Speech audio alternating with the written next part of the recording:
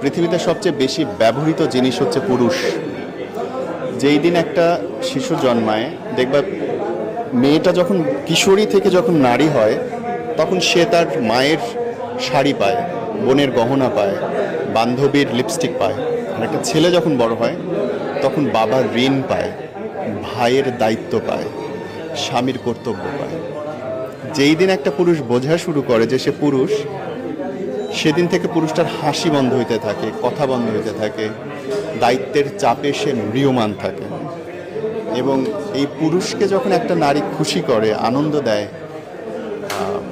সেটা আসলে তুলনা হয় না। কিন্তু আমাদের দুর্ভাগ্য যে আমাদের পারিবারিক বোঝাপড়া এত কম যে আমরা ওই আনন্দের মুহূর্তগুলো কম পাই, দুঃখের মুহূর্তগুলোই বেশি পাই।